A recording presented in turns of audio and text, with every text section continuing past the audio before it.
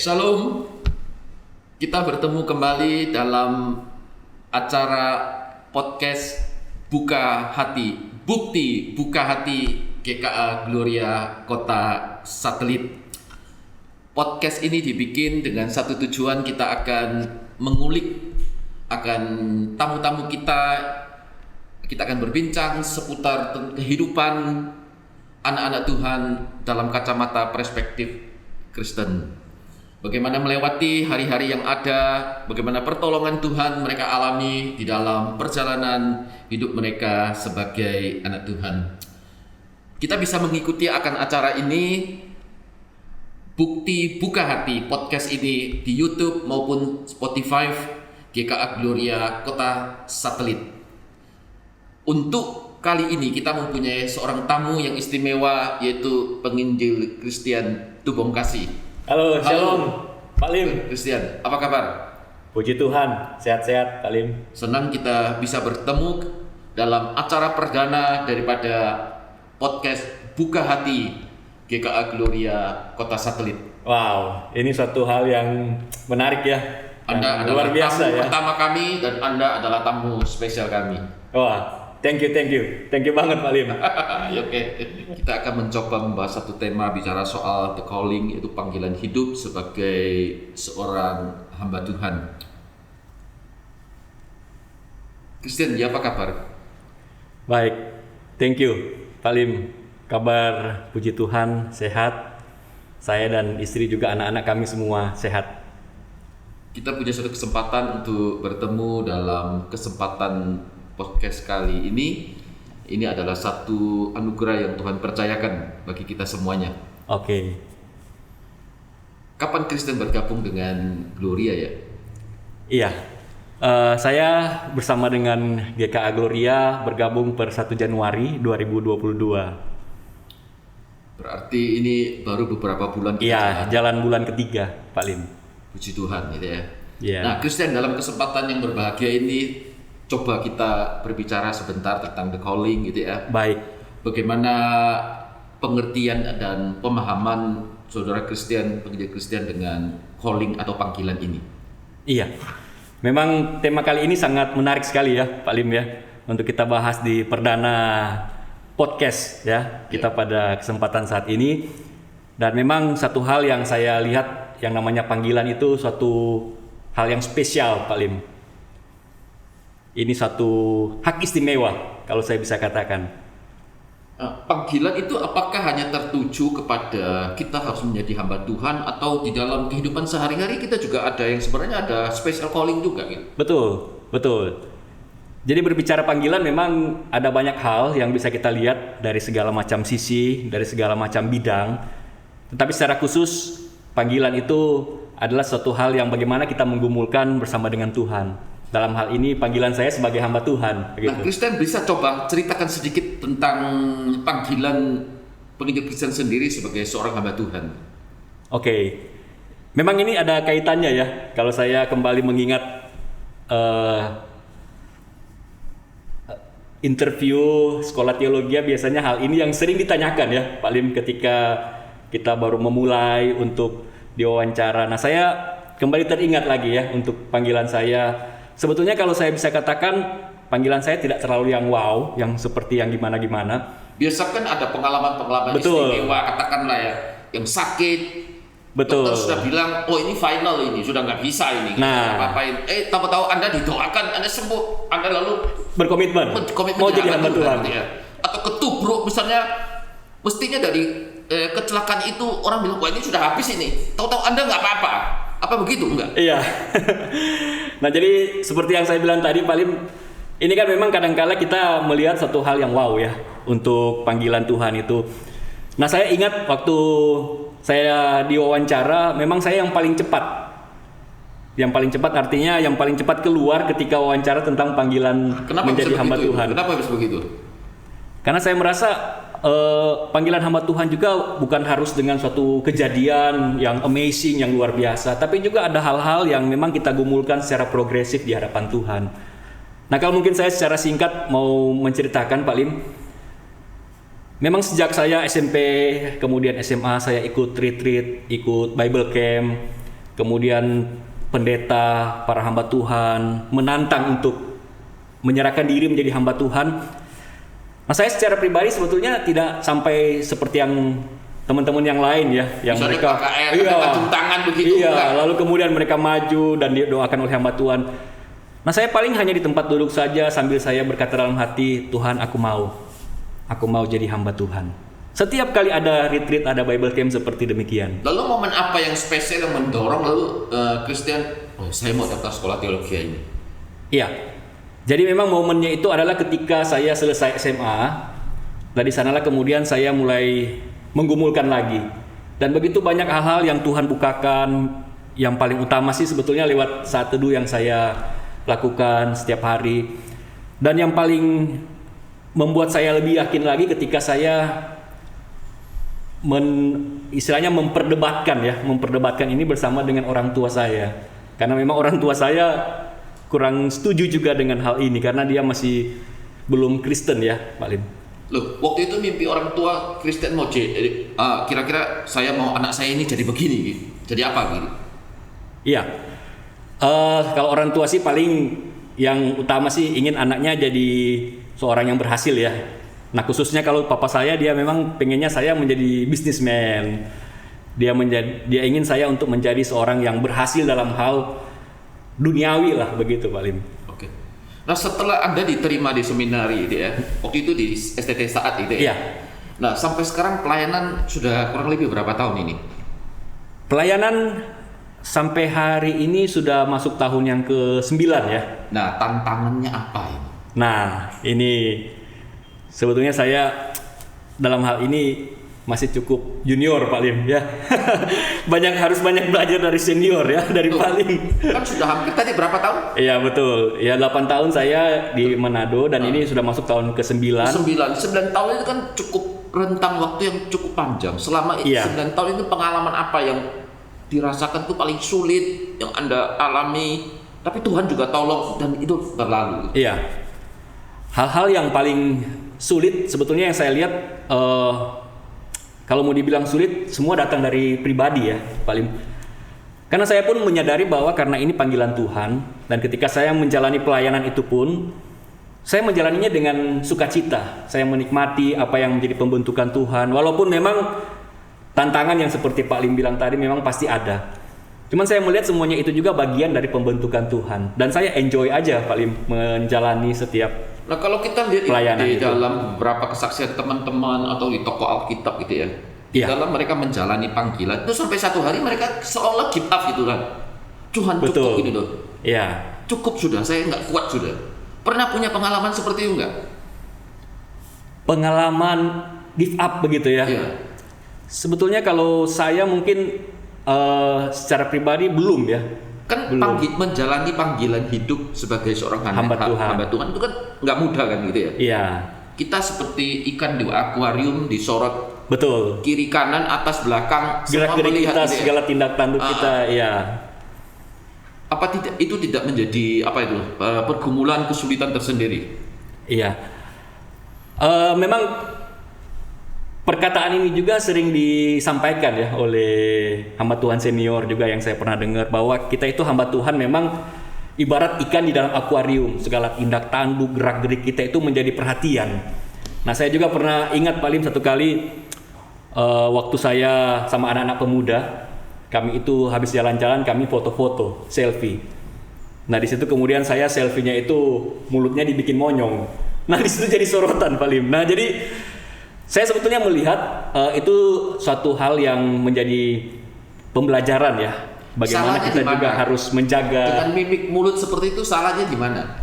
Ya saya juga kurang tahu ya paling mungkin makanya dibilang jadi ikan di dalam akuarium, jadi segala hal yang menjadi gerak-gerik kita menjadi sorotan walaupun memang ada hal-hal juga yang saya rasa itu hal yang wajar.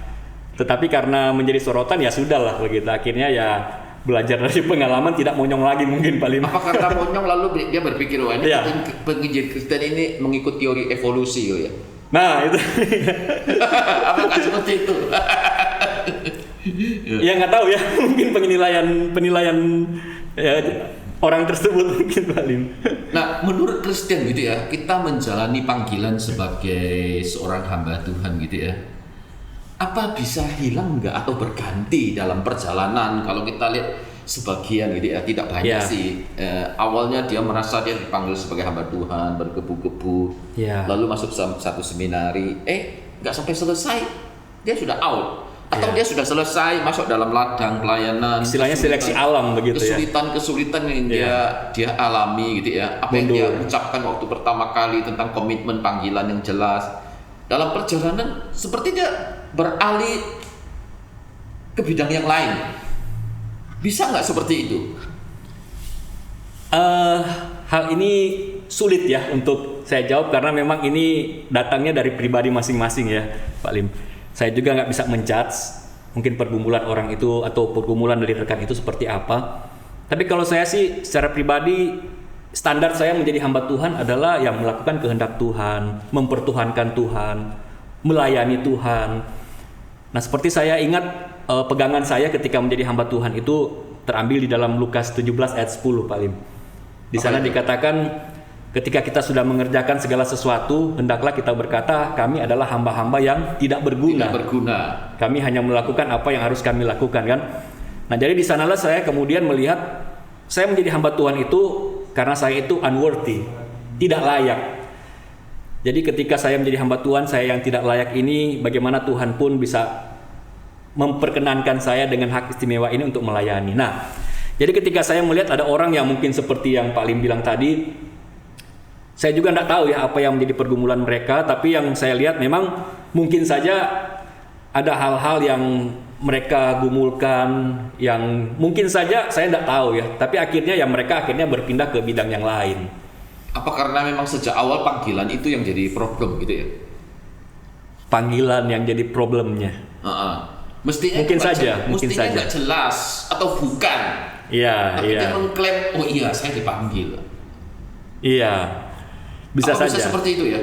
Karena memang panggilan kan itu ada yang juga bersifat emosional ya. Jadi artinya mungkin ya seperti tadi, ketika dia ada pengalaman-pengalaman yang memukau, yang amazing, kemudian dia merasa oh iya saya dipanggil menjadi hamba Tuhan. Padahal seiring berjalannya waktu dia mulai menggumulkan lagi, apalagi ada yang sudah sampai ke sekolah teologi ya.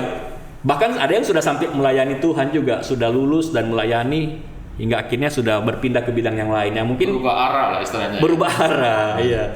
Nah sekarang bisa kalau seseorang gitu ya, kalau kita ditanya sama anak remaja yang menyiapkan diri untuk masuk seminari gitu, syarat apa sih menjadi seorang hamba Tuhan itu?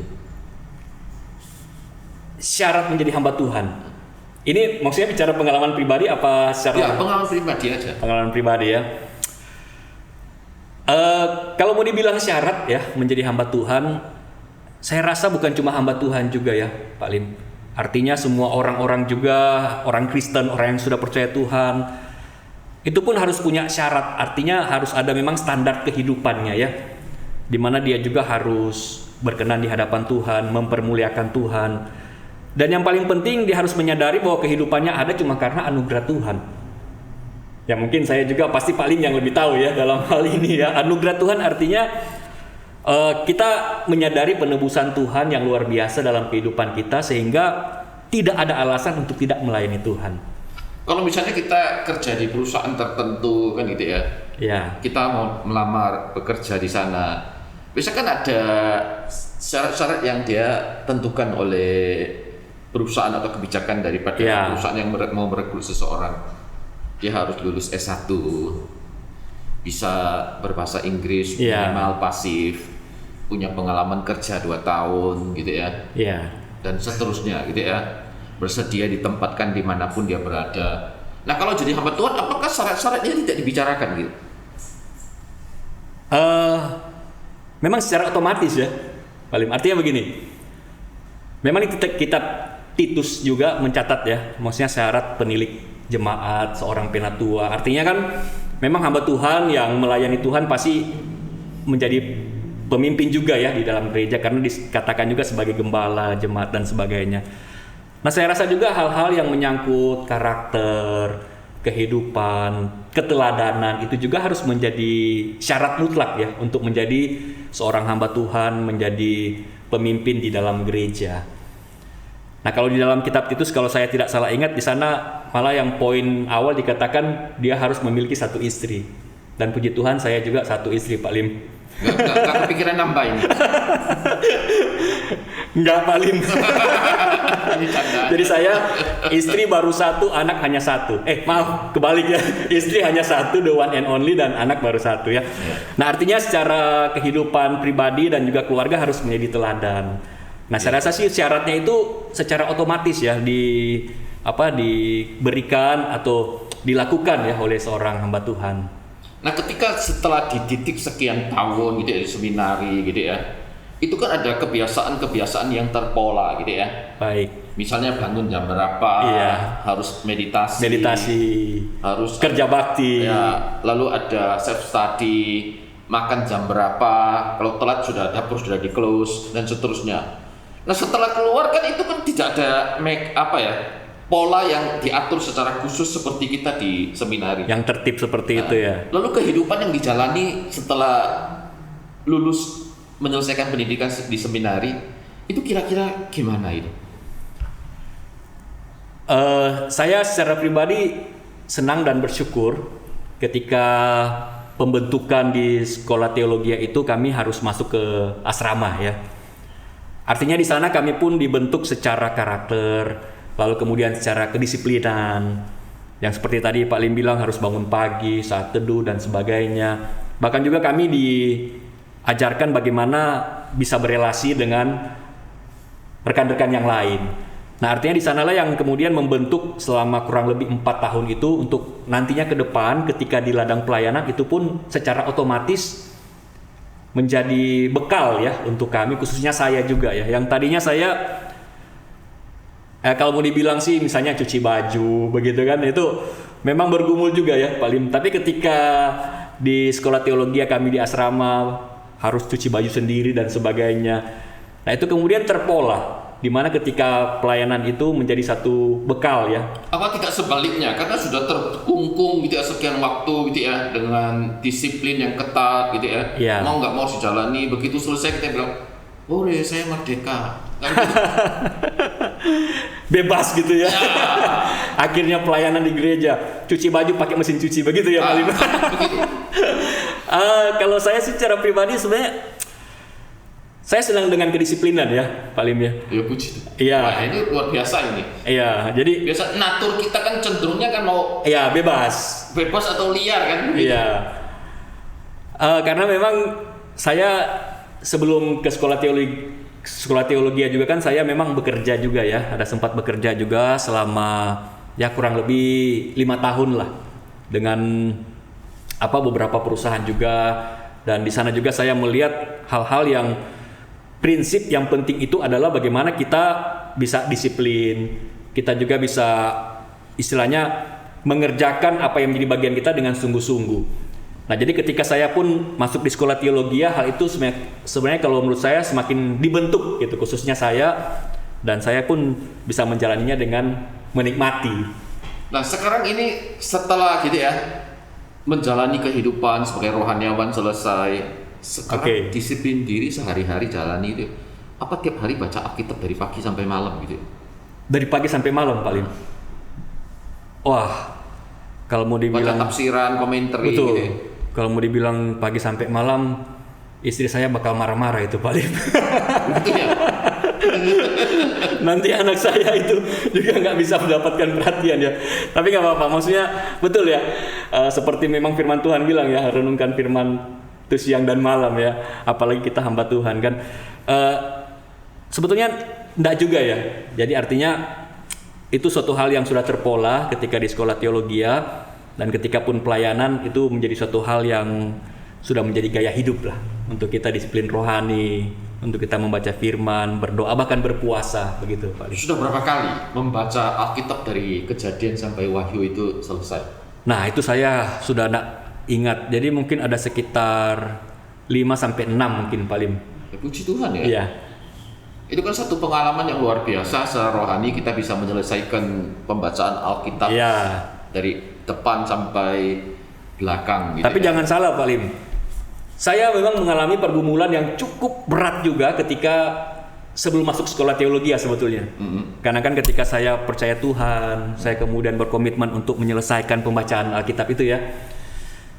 Pergumulan saya adalah memang ya kalau bisa dikatakan Alkitab itu jadi satu hal yang kadangkala menjadi kewajiban aja ya untuk kita membaca, hingga akhirnya ya bisa berhenti, bisa juga akhirnya tidak membaca secara rutin dan sebagainya.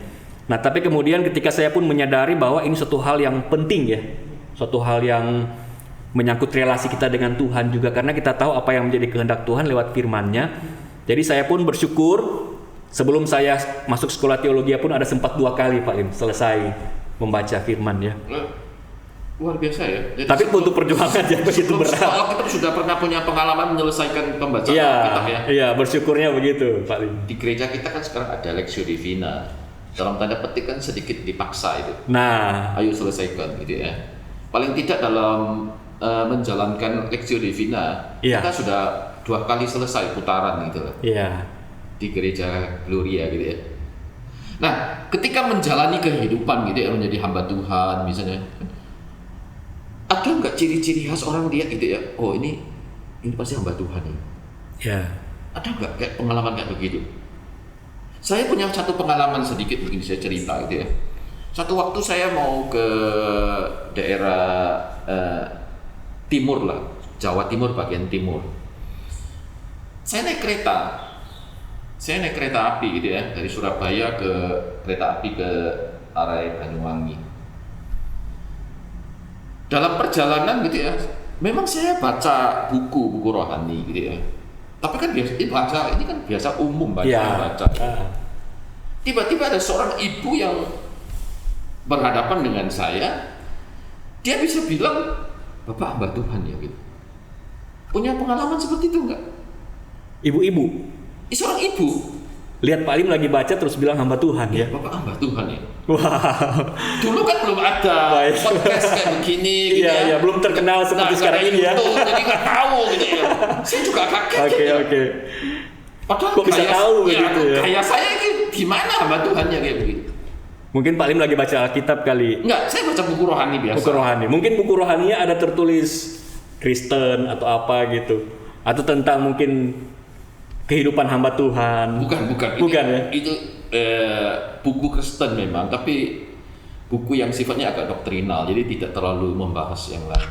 Oke. Punya pengalaman nggak? Tapi ini pengalaman yang cukup menarik ya.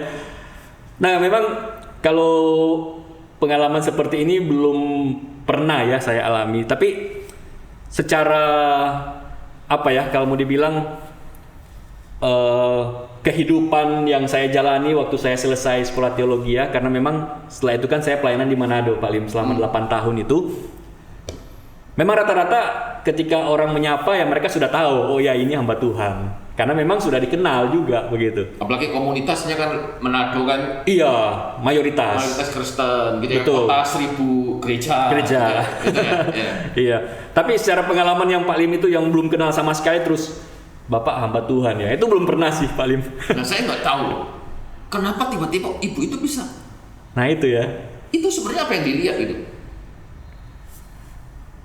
Mungkin yang saya pikir, apakah Pak Lim sebelumnya mungkin ada suatu hal yang membuat ibu ini melihat ini kok orangnya ramah, orangnya sopan, orangnya baik. Sebenarnya kalau saya naik kereta atau naik pesawat ataupun naik bus gitu ya, jarang ngomong.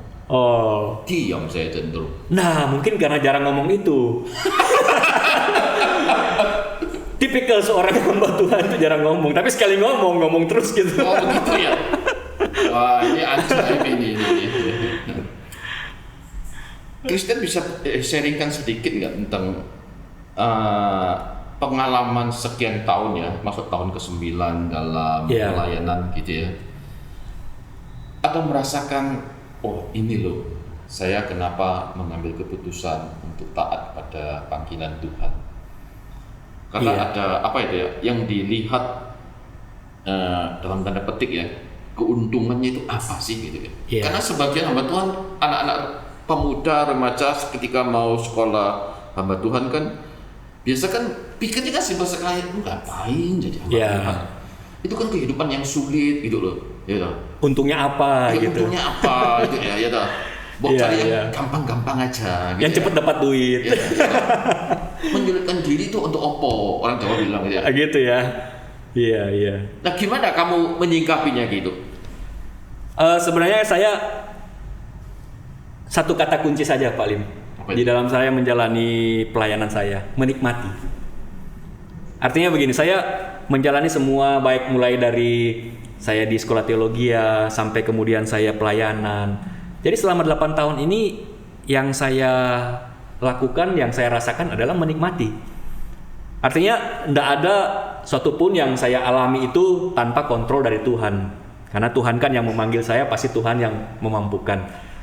Nah, tetapi secara sisi kemanusiaan saya pun saya harus memiliki yang namanya menikmati itu, menikmati pelayanan, menikmati berelasi dengan jemaat, menikmati apapun yang terjadi di dalam pelayanan saya. Sehingga kalau mau dikatakan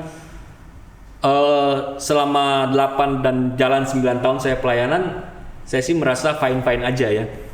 Nah mungkin kalau misalnya ada anak-anak muda milenial sekarang yang berpikir, ya kenapa sih harus hamba Tuhan? Kan kita harus menjaga diri dengan baik, menjadi teladan dan sebagainya. Kok rasanya apa ya? Rasanya kok berat begitu kan? Apalagi kalau anak-anak muda sekarang lebih maunya kan yang bebas, yang hidup. Wah pokoknya ini aku yang seperti inilah. Aku apa adanya kan begitu. Nah tetapi kalau kita menjalani panggilan ini dan kita menyadari sungguh-sungguh ini adalah panggilan Tuhan, pasti kita akan menjalaninya dengan enjoy, dengan merasa bahwa memang Tuhan menebusku dan inilah yang aku bisa lakukan gitu untuk aku juga, walaupun memang aku tidak bisa mengembalikan ya segala kemurahan dan anugerah Tuhan, tapi ya inilah yang aku bisa berikan di dalam bagian hidupku.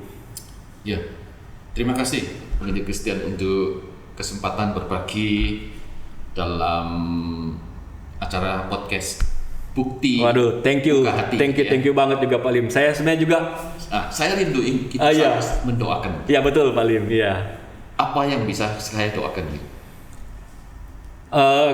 Kalau saya sih secara pribadi doakan untuk pelayanan saya ya Pak Lim, karena memang saya di Surabaya ini kan baru masuk bulan ketiga ya, jadi banyak hal yang mungkin saya lebih banyak harus menyesuaikan diri dengan kehidupan, dengan budaya mungkin ya, khususnya juga di tengah-tengah GKA Gloria. Juga ya paling utama pastilah kesehatan Pak Lim saya dan istri. Jadi kebetulan juga istri saya juga kami sama-sama hamba Tuhan ya, bersama juga dengan anak kami yang baru 5 tahun. Jadi memang rencana dia bulan Juni akan masuk sekolah. Jadi mungkin doakan untuk keluarga, pelayanan dan juga kesehatan Pak Lim. Oh ya, Pak Lim sendiri gimana Pak Lim? Saya juga bisa enggak doakan Pak Lim ya, supaya kita bisa sama-sama saling mendoakan lah. Boleh, saya sangat senang bisa didoakan gitu ya. Iya. Doakan pergumulan tentunya di dalam pelayanan bersama dalam masa pandemi itu tidak mudah. Dan kontak dengan jemaat juga tidak bisa langsung, kebanyakan secara online gitu ya. Perhatian. Doakan juga untuk kesehatan semua tentunya gitu ya, dalam masa terapi yang dia jalani, supaya Tuhan yang menolong gitu. Ya, kita berdoa ya. Oke. Biasanya. Bapak terima kasih untuk kesempatan kami boleh berbincang-bincang dengan rekan kami penginjil Kristen. Ya. Tuhan, Engkau yang memanggil adalah Allah yang setia. Tuhan terus akan melengkapi pelayanannya secara khusus di Gloria di tahun-tahun yang akan dia jalani dengan Ruth, dengan anak. Tuhan juga pelihara dalam masa-masa awal penyesuaiannya, adaptasi yang dia jalani. Tuhan, dalam anugerah-Mu Engkau juga yang akan memampukan. Terpujilah Engkau ya Tuhan. Dalam nama Yesus kami berdoa. Amin. Ya Tuhan, hamba juga berdoa menyerahkan untuk Pak Lim di dalam kehidupan bersama dengan istri dan anak-anak, juga di dalam pelayanan yang Tuhan percayakan di tengah-tengah jemaat GKA Gloria Kota Satelit. Kami bersyukur ya Tuhan dengan hamba-Mu ini yang boleh Engkau pakai sampai dengan saat ini. Kami berdoa secara khusus bersama dengan keluarga, sama istri, kami berdoa supaya Tuhan berikan kesehatan, kekuatan, bahkan hikmat di dalam menjalani hari-hari kehidupan. Khususnya juga untuk istri, biar Engkau berikan kesehatan, berikan pemulihan, berikan apa yang dibutuhkan oleh keluarga ini di dalam menjalani kehidupan yang Tuhan percayakan. Terima kasih ya Tuhan, kami sekali lagi serahkan untuk kehidupan Pak Lim bersama dengan keluarga dan masa depannya ke dalam tangan Tuhan. Ini doa kami di dalam nama Tuhan Yesus. Engkau Allah dan Juru Selamat kami yang hidup. Kami berdoa. Amin. Amin. Terima kasih penginjil Kristen. Thank you banget, Pak Lim. dalam Terima kasih kesempatan banyak. yang berbahagia ini. Terima kasih para pemirsa yang telah mengikuti acara podcast Bukti Buka Hati. Saya Pendeta Lim Supianto. Dan saya penginjil Christian Tubong Kasih. Jangan lupa like, share, dan subscribe dan tekan lonceng untuk notifikasi. Sampai jumpa di Bukti Buka Hati episode berikutnya. Jagalah hatimu dengan segala kewaspadaan, karena dari situlah terpancar kehidupan.